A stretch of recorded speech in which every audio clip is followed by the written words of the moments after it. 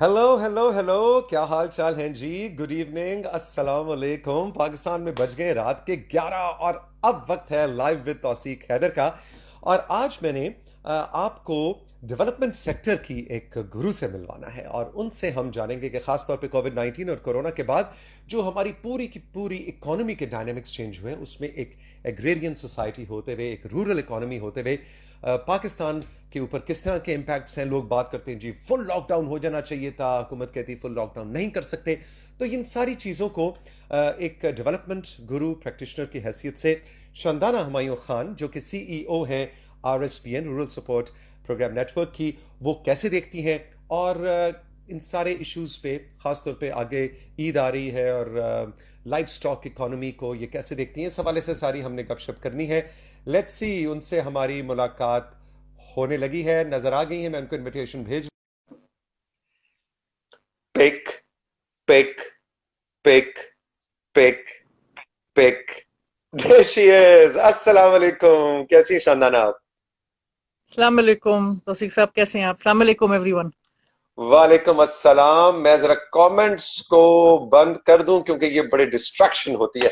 अच्छा जी, एक तो ये कि आप अपना कैमरे को शानदाना थोड़ा सा अगर जरा नीचे की तरफ टिल्ट अप करें आपका।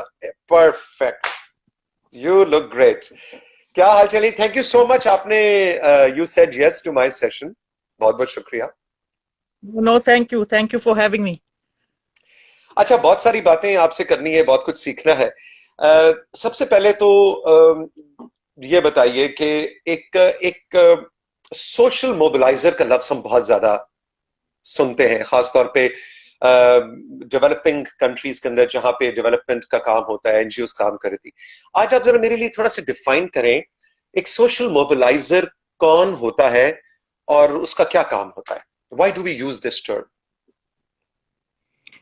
तो आपको पता है, जब मैंने ये काम शुरू किया आगा खान रूरल सपोर्ट प्रोग्राम के साथ शमाली इलाका जात में, जिसको गिलगित बल्तिस्तान कहते हैं, तो उस वक्त ये जो टर्म है सोशल मोबिलाइजेशन, ये सिर्फ उधर इस्तेमाल हो रहा था।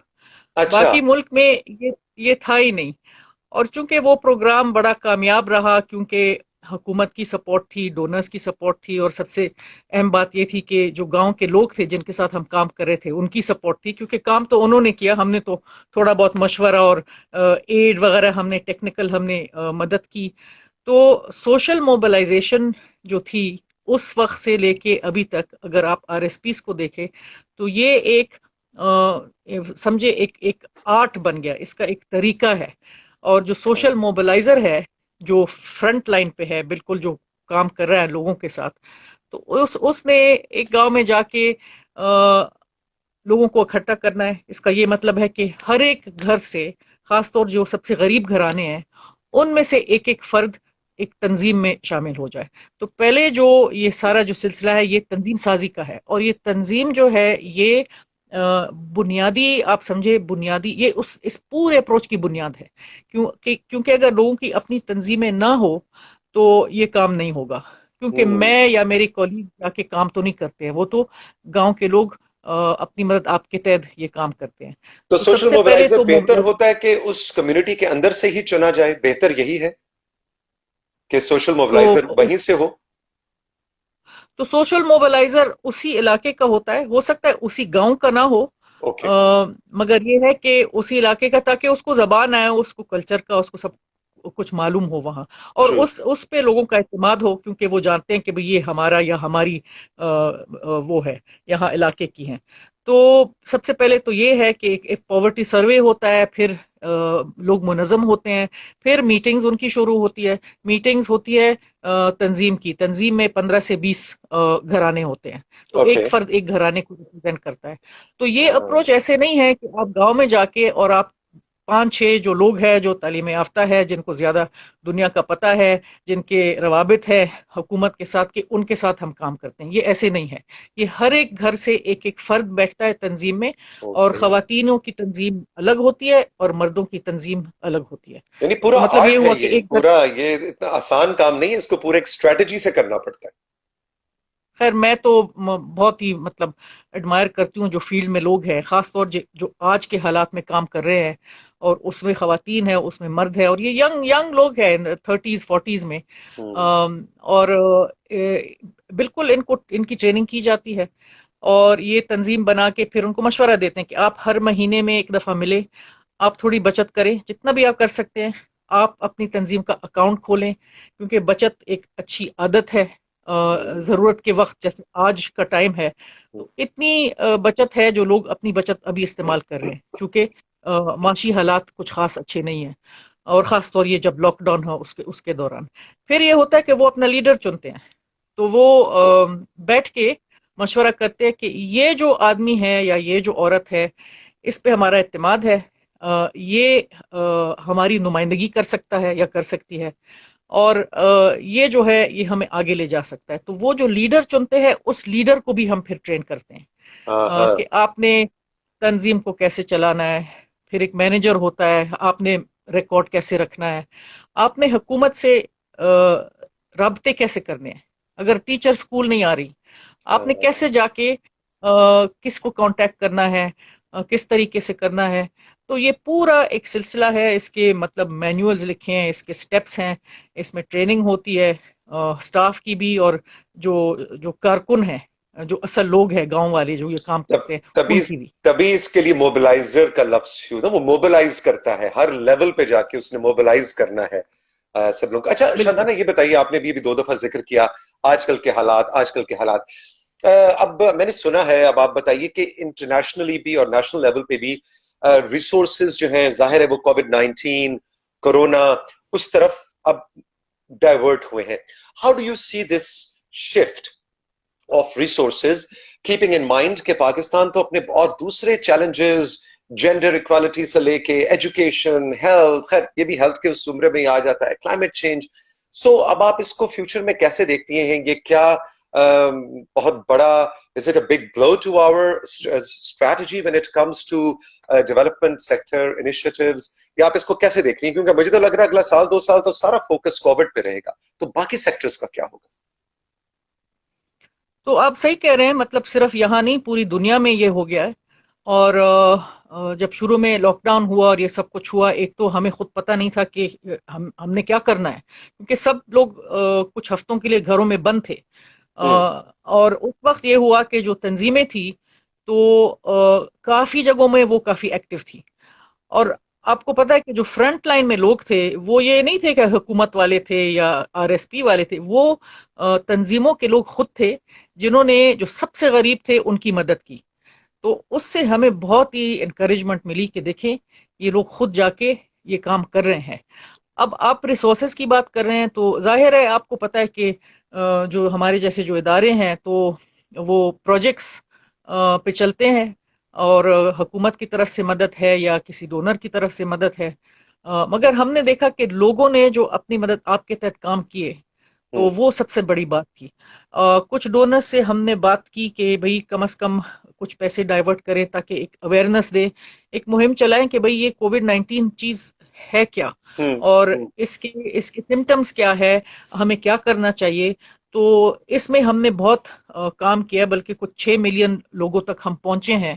6 ملین مطلب اس ملک میں 6 ملین کا جو نمبر ہے یہ اتنا بڑا نہیں ہے، مگر پھر بھی اس وقت جو ہے، اور یہ جو 6 ملین ہے لوگ تو یہ تنظیموں کے ممبر ہیں.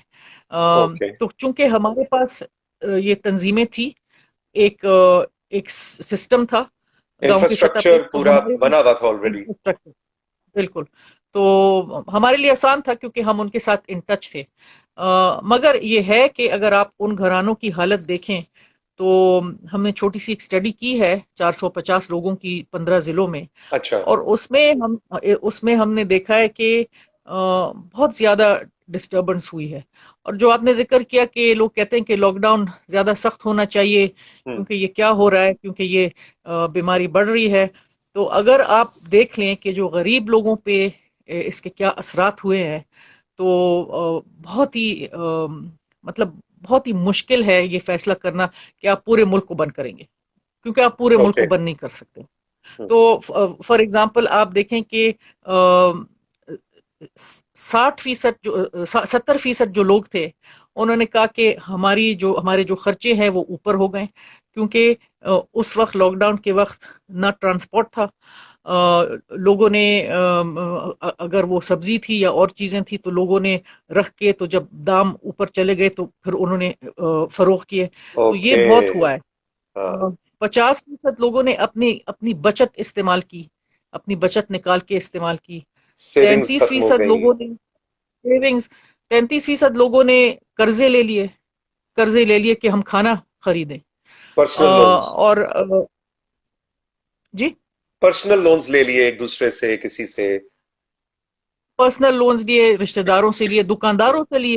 مطلب ان کا جو ہاں. قرضہ تھا جو دکانداروں سے تھا وہ کافی ہو بڑھ گیا گیا. ہے. تو یہ مسئلے تھے. پھر مطلب وہ موبلٹی کے مسئلے تھے، ہیلتھ سینٹر سب بند تھے، وہ مسئلے تھے. خواتین کو بڑے مسائل آئے ہیں کیونکہ جو مرد تھے جو شہروں سے آ کے اپنے گاؤں واپس آئے، بے روزگاری بڑھ گئی ان میں. اب جب بے روزگاری بڑھ گئی تو گھرانے میں سٹریس بڑھ گیا. جب سٹریس بڑھ گیا تو وائلنس لڑائیاں بڑھ بڑھ گیا، گئی. لڑائیاں بڑھ گئیں. تو یہ جو ہے اس کا کافی سیریس امپیکٹ رہا ہے. جب تھوڑا بہت مطلب تھوڑی بہت چیزیں کھل گئی تو تھوڑی نارمل سی آ گئی. مگر دیکھیں یہ ایسے لوگ ہیں خاص طور جن کے ساتھ ہم کام کرتے ہیں کہ ان کو کافی ٹائم لگے گا کہ اس میں سے نکلنے میں. اچھا مجھے تو بتائیں یہ کہ بڑا اس کا مطلب یہ ہوا کہ as a development practitioner, as a development sector guru, آپ کیا سمجھتی ہیں کہ ہمارے جیسی، پاکستان جیسی رورل اکانومی کے لیے مکمل lockdown was never an option? مطلب یہ بالکل ہو ہی نہیں سکتا تھا. ایون یہ مطلب کیا اس کیونکہ بہت زیادہ اس میں کرٹیسزم گورنمنٹ پہ بھی ہو رہا ہے، جنرلی بھی بات ہو رہی ہے، یار ایک دفعہ کیوں نہیں پورے ملک کو 15 دن کے لیے بند کر دیتے، بند کر دیں تو یہ ہو جائے گا، وہ ہو جائے گا. What is your take on that? خاص طور پہ سوری میں اپنے سوال میں ایک چیز اور ایڈ کر دوں. خاص طور پہ آگے بڑی عید آ رہی ہے، مال مویشی، منڈیاں لگنی ہیں، اور یہ پورا سال یہ لوگ انتظار کرتے ہیں کہ انہوں نے اپنی گائیں اور اپنے بکرے جا کے بیچنے کرنے. سو اس اکانومی کے اینگل کو آپ کیسے دیکھتے ہیں؟ یہ تو بہت مشکل سوال ہے. اور ظاہر ہے شروع میں جب چیزیں بند ہوئی تو یہ مطلب یہ اثرات پڑے لوگوں پہ، یہ افیکٹ ہوا لوگوں پہ. اور پھر تو چیزوں کو کھولنا پڑا کیونکہ آپ کیسے پورے ایک ملک کو بند کر سکے. کافی جو رورل ایریاز تھے اس میں لاک ڈاؤن کچھ جگہوں میں سیریس تھا بھی نہیں. ٹھیک ہے. ابھی بھی اگر آپ دیکھیں بالکل تو کافی بالکل. جگہ ہیں جو اگر حکومت کی طرف سے ہوا، پبلک ٹرانسپورٹ بند ہوا، چھوٹے ہوٹل بند ہوئے، وہ ہوا ہے. مگر لوگوں کا باہر جانا یا جو چھوٹے چھوٹے کاروبار تھے کچھ جگہوں میں، کیونکہ انہوں نے روزگار تو ان کا ظاہر ہے انہوں نے کچھ تو کمانا تھا، تو ایسے بھی جگہ ہیں جہاں پہ اتنا سخت نہیں تھا لاک ڈاؤن. اب ہم دیکھ رہے ہیں کہ جہاں پہ یہ بیماری بڑھ رہی ہے تو وہاں لوگ سیریسلی اور بھی سیریسلی لے رہے ہیں کیونکہ ان پہ اچھا. ڈائریکٹ امپیکٹ آ رہا ہے. تو وہاں پہ تھوڑا اتحاد کر رہے ہیں لوگ، سوری کوپریٹ پریکاشنز کر لے رہے رہے ہیں، ہیں، پریکاشنز لے رہے ہیں. کوپریٹ کر رہے ہیں. ان کو پتہ بھی ہے کیا کرنا ہے کیا نہیں کرنا ہے. تقریباً 70% لوگوں کو پتا ہے کہ اس کے سمٹمز کیا ہے اور کیا کرنا ہے. کچھ اچھا جگہ اوکے. ایسے ہیں جو بہت کم معلومات ہے لوگوں کو. تو میرا خیال ہے کہ یہ جو سلیکٹیولی چیزوں کو بند کرنا یا ان پہ ریسٹرکشن ڈالنا یہی آپشن ہے، کیونکہ آپ اوکے. پورے ملک کو تو بند نہیں کر سکتے.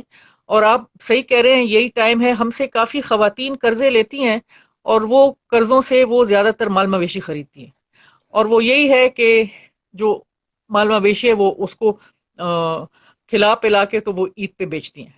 اور یہ اگر 3 دفعہ قرضہ لے کے 3 سال یہ سلسلہ جاری رہے تو ان کے گھرانوں پہ بہت فرق پڑا ہے. انہوں نے بچوں کو اسکول میں ڈالا ہے، انہوں نے اچھا اپنا گڈ. خرچہ کما کے، تو ان کے اپنی اس پہ بہت فرق پڑا ہے. تو اب اس وقت جو ہے یہ جو آپ نے منڈیوں کی بات کی تو یہ تو ان کے لیے بہت ضروری ہے کہ اس لیول پہ کم از کم گاؤں میں یہ اپنے جانوروں کو بیچ سکیں. تو یہ بڑا مشکل ہے کیونکہ مطلب اس کا امپیکٹ بہت برا تھا. اور میرا خیال ہے کہ ہمارے پاس کوئی چوائس نہیں ہے، کچھ نہ کچھ جگہ بند رکھنی چاہیے. اب جہاں پہ زیادہ لوگ سلیکٹو آتے لاک ہیں ڈاؤن. اور ایسے مزوں کے لیے آتے ہیں تو جیسے شادی ہالز ہیں، اب آپ شادی ہالز کو بند رکھیں تو اٹ میک سینس کہ آپ شادی ہالز کو بند رکھیں.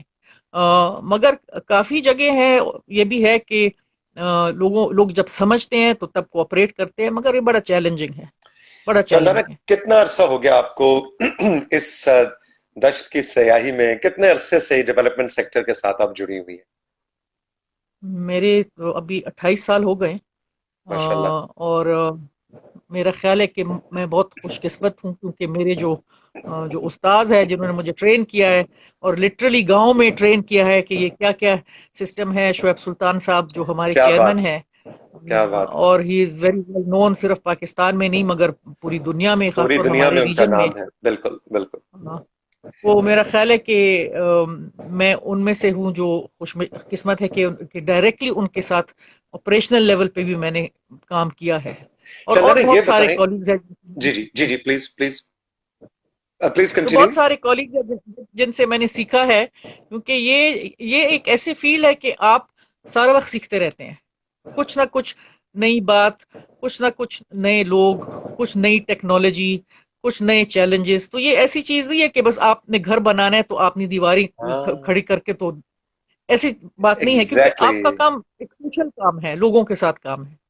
اور خاص طور پہ یہ بھی ہے کہ پاکستان کا جو رورل پاکستان ہے جنرلی، وہ بھی ڈائنامکس اس کے اتنے، مثلا رورل سندھ میں کام کرنے کے تجربے کے بعد ضروری نہیں کہ آپ رورل گلگت بلتستان میں وہی اسٹریٹجی امپلیمنٹ کر سکیں۔ بلوچستان کا بالکل بالکل پنجاب سے رورل ڈائنامکس بالکل فرق ہے۔ تو یہ بھی میرا خیال ہے ایک بہت بڑا فیکٹر ہے، وہ پریکٹیشنرز آپ جیسے جو پاکستان میں کام کرتے ہیں، کہ پاکستان میں بھی 5-6 مختلف طرح کا رورل ڈائنامکس ہیں۔ یہ بھی بہت بڑا چیلنج ہے۔ بالکل، یہ جو R S P network ہے جس میں میں ہوں، تو اس میں 9 رورل سپورٹ پروگرام ہیں، اوکے، جس میں نیشنل ایک رورل سپورٹ پروگرام ہے، بلوچستان ہے، سرحد ہے، سندھ میں 2 ہیں، آغا خان رورل سپورٹ پروگرام ہے۔ تو اب یہ جو سارے پروگرام ہیں، یہ اپنے اپنے علاقے کے مطابق اپنا پروگرام ڈیزائن کرتے ہیں۔ ہاں، تو اب مثال آپ کو دوں کہ جو خواتین کا پروگرام ہے، اب گلگت بلتستان میں خواتین کے ساتھ کام کرنا بہت ہی آسان تھا، میں نے وہاں سے کام شروع کیا، اوکے، اور میرا بڑا میرا شوق تھا کہ میں نے 4 سال وہاں گزار کے کہ اب میں پھر گئی پشاور، کہ میں اب جو میری اپنی کمیونٹی ہے، کیونکہ میں بھی پشتون ہوں، کہ ادھر میں کام کروں، اور جب ادھر خواتین کے ساتھ کام شروع کیا تو وہ اتنا مشکل تھا، کیونکہ اتنی ریسٹرکشنز تھی اور اتنی لٹریسی تھی، تعلیم نہیں تھی، اویئرنس نہیں تھی، اور میں اصل میں باہر سے آئی تھی، اور باہر سے آ کے تو میں گلگت چلی گئی۔ تو جب میں اپنے علاقے میں گئی تو مجھے سمجھ آیا کہ یہ تو بہت مشکل کام ہے، یہ جو گلگت بلتستان کے لوگ ہیں یہ تو بہت اور طرح کے لوگ ہیں، ان کا ایکسپوجر ہی کچھ اور ہے۔ بالکل تو بالکل۔ چیلنجز تو ہیں، مگر خواتین بہت آگے گئی ہیں اس کام میں۔ ان کو آپ موقع دیں اور تھوڑی سی سپورٹ دیں، تو جب وہ اکٹھی ہوتی ہیں، ہوں تنظیم ہوں کی ممبر بنتی ہیں، ہوں۔ تو انہوں نے تو بہت شاندار کام کیے ہیں۔ اچھا شاندانا، ایکسکیوز می، یہ بتائیے کہ آپ شاندانا ان ڈیولپمنٹ پریکٹیشنرز میں سے ہیں جو کلچر کی بہت زیادہ بات کرتے ہیں۔ کلچر کلچر کلچر کلچر بہت امپورٹنٹ ہے، کلچر کی اسٹرینتھ۔ مجھے آج ذرا یہ بتائیے کہ وائی کلچر؟ ہمارے تو ابھی اتنے ایگزسٹنگ پرابلمز پڑے ہوئے ہیں، لیکن آپ جیسے لوگ جو ہیں وہ کلچر کو بہت زیادہ امپورٹنس دیتے ہیں، وائی؟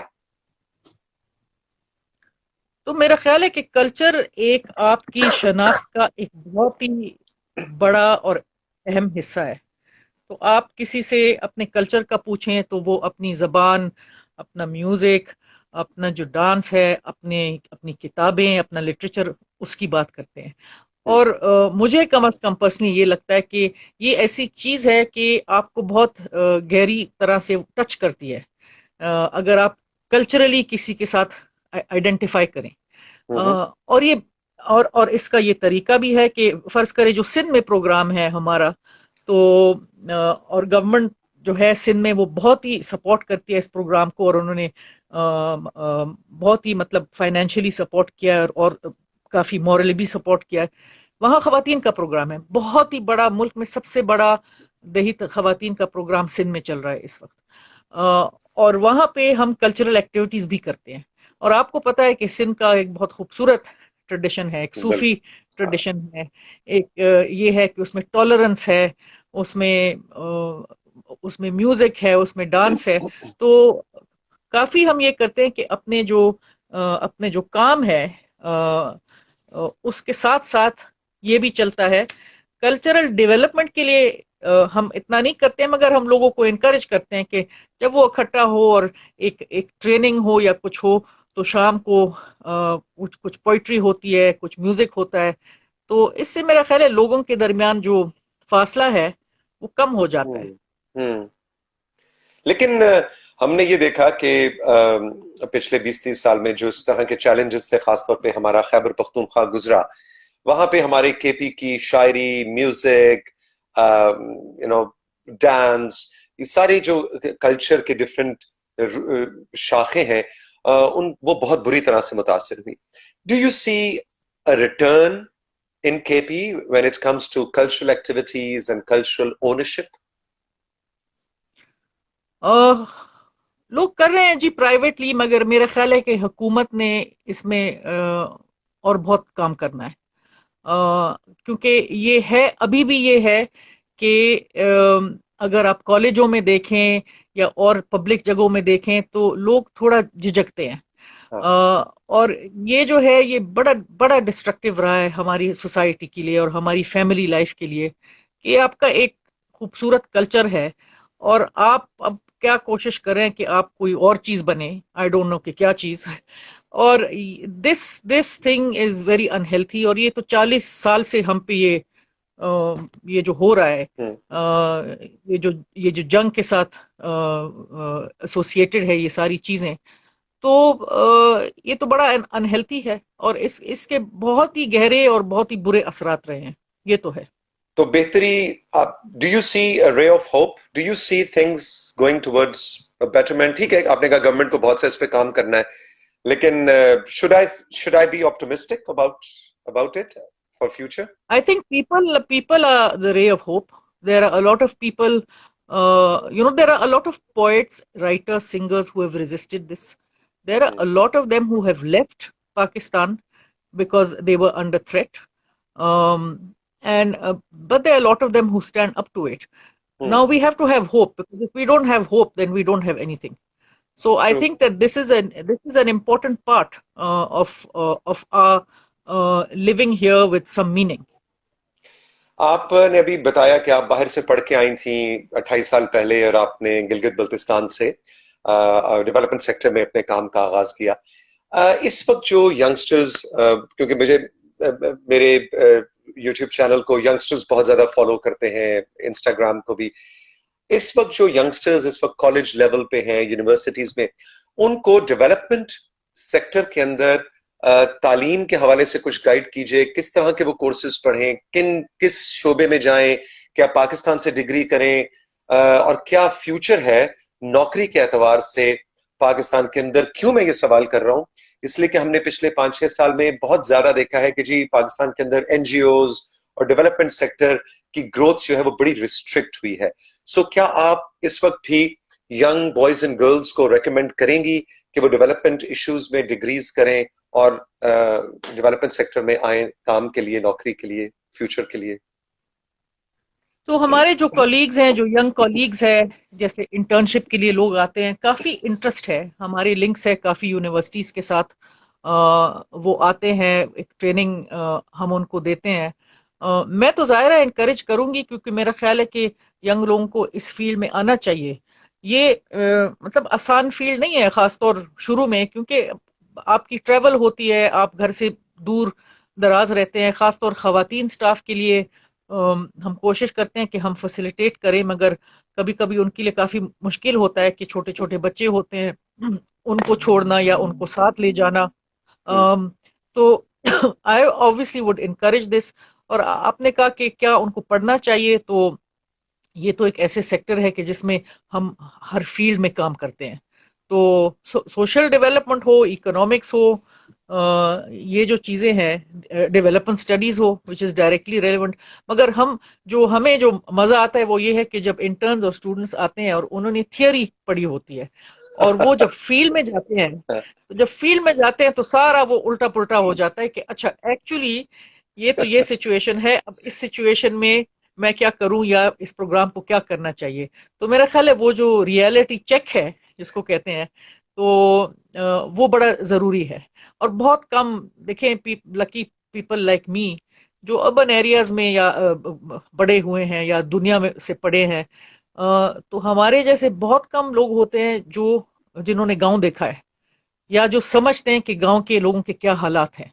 تو میرا خیال ہے یہ بھی ضروری ہے کیونکہ آپ کا زیادہ تر ملک تو ادھر ہے، وہاں رہ رہا ہے. ایگزیکٹلی. اچھا ایک ہم کہتے ہیں کہ وہ یہ جو ارسلان تھا نا جی، تو ارسلان تو بچپن سے ہی ہمیں پتا تھا کہ یہ ڈاکٹر بنے گا، ہی ہیڈ ڈاکٹرز پرسنالٹی. اچھا یہ تو جناب سریا تو بس وہ ٹیچر، شروع سے ہمیں پتا تھا ٹیچر. کیا فیلڈ میں کام کرنے والے ڈیولپمنٹ پریکٹیشنر کی بھی کوئی پرسنالٹی ٹریٹس ہوتے ہیں جو آپ سمجھتی ہیں کہ یہ ایک اچھا فیلڈ میں کام کرنے والا ڈیولپمنٹ پریکٹیشنر بن سکتا ہے؟ وہ کیا ٹریٹس ہیں؟ آئی ڈونٹ نو، میرے ایک پھپھا ہے تو ہی calls us N G O ladies. وہ کہتے ہیں یہ این جی او لیڈیز. میں سوچتی ہوں کہ اس کا کیا مطلب ہے. میرا خیال ہے ایکسپوجر تو ہمارا پھر ہو جاتا ہے نا بہت ہی، کیونکہ ہم پورے ملک میں جو کام کرتے ہیں اور ہم کافی ٹریول کرتے ہیں، ہر قسم کی کمیونٹی کے ساتھ ہماری انٹریکشن رہتی ہے. اب آپ دیکھیں کہ بالکل ایکسٹریم نارتھ سے ایکسٹریم ساؤتھ تک تو ہم اپنے ملک کو اتنا اب جانتے ہیں کہ میرا خیال ہے یہ ایک بہت بڑی اپرچونٹی ہے کہ کام کے علاوہ اپنے لوگوں کو جاننا. تو یہ تو ضروری ہے. آئی ڈونٹ نو کہ کیا ٹریٹس ہیں. ٹریٹس تو یہ ہے کہ جیسے شعیب صاحب مجھے کہتے تھے شروع میں جب میں گلگت گئی اور میں کچھ گاؤں میں گئی تو اس نے کہا تم جاؤ کولیگس کے ساتھ اور واپس آ کے تم ایک نوٹ فار دا ریکارڈ لکھو، کہ کاغذ پہ تم اچھا. لکھو کہ تم نے کیا دیکھا ہے، تم نے کیا سمجھا ہے. تو میں نے میرا خیال ہے لکھا ہوگا کہ یہاں یہ کرنا چاہیے، یہاں یہ کرنا چاہیے، یہاں اسکول بنانا چاہیے، یہاں اوکے. تو شعیب صاحب نے مجھے کہا کہ تم نے تو اپنا تو لکھ لیا کہ تمہارے خیال میں تمہارے مطابق ان کو کیا کرنا چاہیے، مگر تم نے تو سنا ہی نہیں کہ وہ لوگ کیا کہہ رہے تھے. تم نے ان کو سنا کہ نہیں. واہ تو سننا جو ہے نا، کیا لسننگ، بات. تو یہ ایک بہت ہی اہم زبردست. چیز ہے کہ کیونکہ وہ سننے کے بغیر تو سمجھنا تو ممکن ہی نہیں ہے. تو آہستہ آہستہ پھر میں سوچنے لگی کہ یہ کیا کہہ رہے ہیں. تو پھر مجھے سمجھ آیا کہ اگر آگے بڑھنا ہے، لوگوں کے ساتھ کام کرنا ہے، کچھ ایسے پروجیکٹس بنانے ہیں جو کامیاب ہو، تو ان کے ان پٹ کے بغیر اور ان کی جو اونرشپ ہے اس کے بغیر تو یہ ہو ہی نہیں سکتا، کیونکہ یہ پوری اپروچ ایسی ہے. تو اصل میں کمیونٹی جو ہے وہ ان چیزوں میں لیڈ لیتی ہے. اور پھر آہستہ آہستہ جیسے سال گزرتے گئے ہم کام کرتے رہے. یہ بھی سامنے آیا بہت دفعہ کہ لوگ ہم سے کئی گنا آگے چلے گئے، کئی سٹیپس آگے چلے گئے. اوکے. اور اوکے. پھر گڈ. وہ ہمیں بتاتے تھے کہ دیکھیں یہ ایسے نہیں ہوتا ہے، اس کو آپ ایسے ایسے کریں تو ہم آپ کے ساتھ ہوں گے اور اس کی یہ کامیابی ایسے ہوگی. تو یہ بڑا انٹرسٹنگ ہے جتنا ہم نے لوگوں سے سیکھا ہے.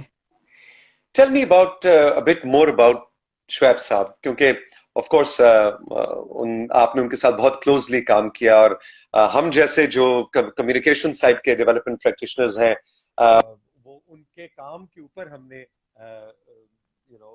دیکھا کیا، پروجیکٹس کو جا کے اسٹڈی کرنا. لیکن پرسنل لیول کے اوپر یہ آپ نے تو ایک ان کی بڑی زبردست مجھے مثال بتائی.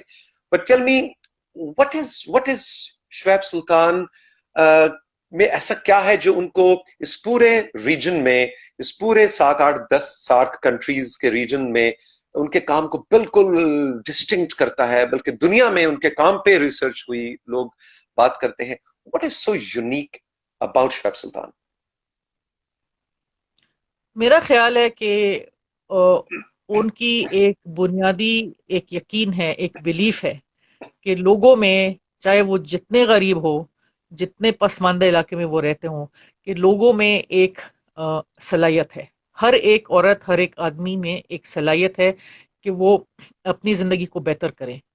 اور آپ نے ان کے ساتھ بیٹھ کے ان کو صرف یہ موقع دینا ہے کہ اس کو، مطلب وہ جو صلاحیت ہے اس کو کیسے اجاگر کرے، اوکے. کیسے اس کو آپ उसको टैप करें, ये जो पोटेंशियल है, ये जो सलाहियत है, तो उनकी ये एक यकीन की बात होती है, जैसे एक बिलीफ होती है। अगर कोई समझता है कि भाई ये तो लोग इन्होंने ना पढ़ा है ना इनका एक्सपोजर है, तो इनको क्या पता है, तो इस तरीके से ये काम नहीं होता है। ये तो बिल्कुल ऐसे नहीं हो सकता है। तो एक तो ये एटीट्यूड है, ये बिलीफ है, और दूसरा ये कि वो एक बहुत ही, मेरा ख्याल है, बहुत ही स्किल्ड मैनेजर हैं। लोगों को अच्छा। मैनेज करना, और हर किस्म के लोगों को, खा वो हुकूमत में बहुत सीनियर लोग हो, खा वो आपके मुल्क के प्राइम मिनिस्टर हो या प्रेसिडेंट हो, खा वो यूएन के हेड हो या वो गांव के लोग हो। तो मेरा ख्याल है कि ये जो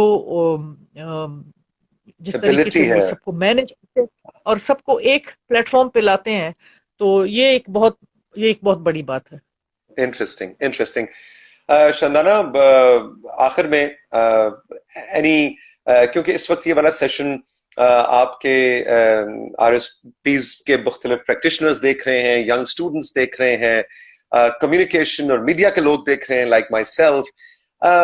आने वाले दिनों में खासतौर पे कोरोना, कोविड-19, इस हवाले से कपल ऑफ टिप्स जो आप देना चाहें as a society, as a nation, खासतौर रूरल एरियाज के अंदर हमने क्या करना है, 2-3 चीजें, चाहे सरकारी सतह पे चाहे इंफरादी सतह पे। Give us 2-3 tips and then we conclude this session. Okay, तो एक जो हम काम कर रहे हैं, जो नेशनल कमांड ऑपरेशन सेंटर ने फैसिलिटेट किया है, क्योंकि एनसीओसी इस पूरी क्राइसिस को मैनेज कर रही जी। है, तो वो ये है कि जो डिस्ट्रिक्ट गवर्नमेंट्स हैं, तो उनको हम इन तंजीमों के साथ लिंक कर रहे हैं कि अगर उन्होंने टेस्टिंग करनी है, उन्होंने अवेयरनेस रेजिंग करनी है, उन्होंने और चीजें डिलीवर करनी है, जैसे ये एहसास प्रोग्राम है, उनके लिए लोग सेलेक्ट करने, ये बहुत बड़ा और कामयाब हुकूमत का प्रोग्राम है।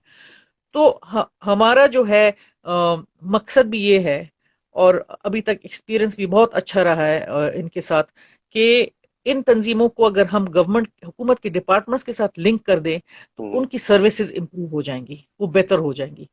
तो ये और इन तंजीमों से क्या चैलेंज मुराद है आपकी? तंजीमें जो कि रूरल कम्युनिटी जो लेवल लोग, के ऊपर, लोगों की तंजीमें, हाँ, या लोगों की तंजीमें जो गांव की सतह पे है, जो मोहल्ले की सतह पे है जी, और फिर ऊपर हम यूनियन काउंसिल की सतह पे उनको इनकरेज करते कि वहां बनाए, फिर वो हुकूमत के साथ बैठ के बात करते हैं कि भाई ये सर्विस नहीं पहुंच रही या ये सर्विस पहुंच रही है। ये हमेशा चैलेंज रहा है हमारे लिए। कुछ जिलों में हम इसमें बहुत ही कामयाब रहे हैं, कुछ जिलों में हम इसमें बहुत ही नाकाम रहे हैं, और वो डिपेंड करता है बहुत सारी चीजों पे, कि गवर्नमेंट कितनी कीन है या तंजीमें कितनी तकड़ी हैं। तो ये एक, अगर इन तंजीमों ने आगे चलना है, सस्टेन होना है, तो ये जो लिंक है ये बहुत ही जरूरी है। और जाहिर है फिर इन तंजीमों के जो लीडर है और उनके जो मेंबर है, तो सबसे अहम लोग तो वो ही हैं, कि उनके साथ आगे चलना, उनके लिए ये रवाबित बनाना, और उनको एक खास टाइम तक सपोर्ट देना, क्योंकि सपोर्ट हमेशा तक तो नहीं हो सकती। एग्जैक्टली। तो मेरा ख्याल है कि as a professional and as a personal thing, ये एक हमेशा एक चैलेंज रहता है। हम सोचते रहते हैं कि भाई ये जो तंजीमें हैं ये आगे चलेंगी, तो इनको फाइनेंशियली सस्टेन करना, इनकी लीडरशिप को सस्टेन करना, इनको आगे चलना, क्या क्या हमें करना पड़ेगा। अभी तक तो हमने काफी सीखा है, और कुछ 40% जो तंजीमें हैं वो काफी तकड़ी तंजीमें हैं, वो खुद से चल रही हैं, ओके। काफी जगहों में अक्रॉस द कंट्री। तो ये एक चैलेंज है, और हुकूमत अगर इसको आरएसपीस को, बड़े आरएसपीस को हुकूमत ने सेटअप किया है। अगर आप देखें, नेशनल रूरल सपोर्ट प्रोग्राम, सरहद रूरल को सपोर्ट दिया है, बलूचिस्तान को सिंध रूरल सपोर्ट ऑर्गेनाइजेशन। तो एक्चुअली अब गवर्नमेंट ने, मेरा ख्याल है, इस पे लीड लेना है कि ये जो हमने ये प्रोग्राम बनाए, इसी मकसद के लिए बनाए, ताकि हमारी जो सर्विसेज है, जो सहूलतें हैं, वो बिल्कुल नीचे सबसे गरीब घरानों तक पहुंच जाए। तो इसमें अब आगे वी आर होपफुल कि ये गवर्नमेंट और भी इसको स्केल अप करे, खासतौर इस इमरजेंसी के टाइम में, क्योंकि ये जो आउटरीच है, तंजीमों तक जो ये पहुंच है, ये बहुत एक ये हमारे पास एक ताकत है इस मुल्क में ट्रू, पूरा इंफ्रास्ट्रक्चर बना हुआ है और उसको, उससे फायदा उठाया जा मौजूद है। सकता है। شانالا خان صاحبہ بہت بہت شکریہ. It was a pleasure to have you on my Insta session. بڑا مزہ آیا, اور ابھی کچھ دیر میں ہم اس کو اپلوڈ کر دیں گے and I share the link with you and your team. اور آئی ہوپ کہ آپ کی اس گفتگو سے خاص طور پہ ہمارے جو ینگ پریکٹیشنرز ہیں ان کو کچھ سیکھنے کو ملے گا. بہت بہت شکریہ. تھینک یو, آپ کو بھی اور آپ کے تمام ویورز کو بھی بہت شکریہ. اوکے جی, خدا حافظ. السلام علیکم.